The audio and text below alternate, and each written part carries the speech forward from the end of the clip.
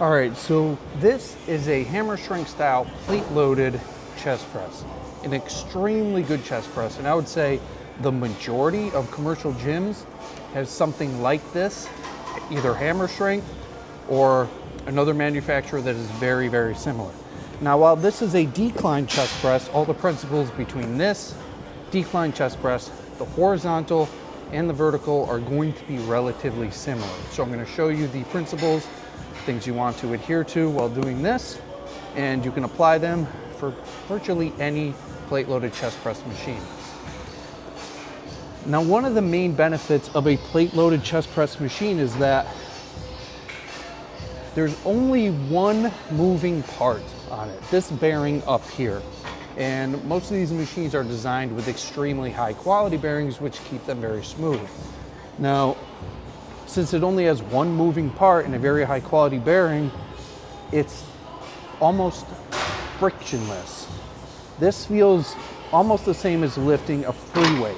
Now, we know that friction can provide extra resistance against the muscle in the lifting phase and extra assistance, making the resistance lower in the lowering phase. That is why we generally want to choose exercises or machines that are low in friction.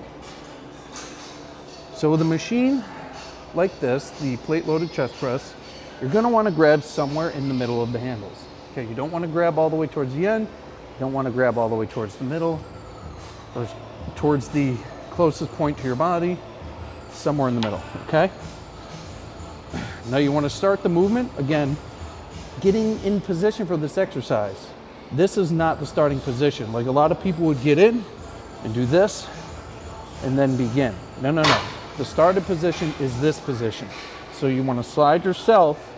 The best way to use a machine like this is get your hands in position and slide yourself down, and notice how the work arms came off of the bumper pads as I came down to get me in the correct starting position. Okay, so I'm going to demonstrate that again for you.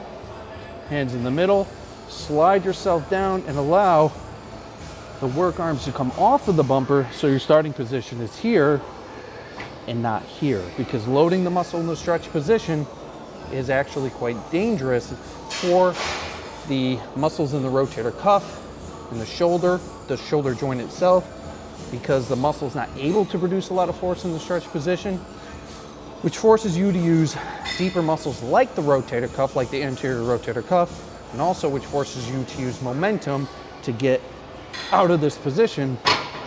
Momentum is a recipe for an injury.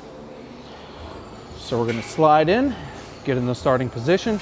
Again, head and neck in a neutral position, feet flat on the ground. You do not want your feet like this. You never want your feet dangling. Okay, if you need to get a box to put your feet on, if you're a short individual, fine. But never allow your feet to dangle. You want them planted on the ground. We're in our starting position. About 5 seconds pushing, avoid lockout. Come down slow, just like every other exercise. You want to change direction nice and slow in a little lowered position. You do not need to stretch your pecs. You do not need to go in a very stretched position.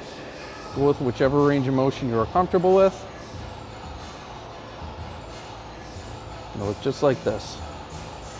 And then after you reach failure, you're going to come down and slide yourself up and allow the work arms to drop. So that way you don't reach failure and come down and load your muscles in the stretch position. Okay, so those are the key components to a plate loaded hammer strength style chest press. I'm going to show you what a set would look like from start to finish, of course, without going to actual failure.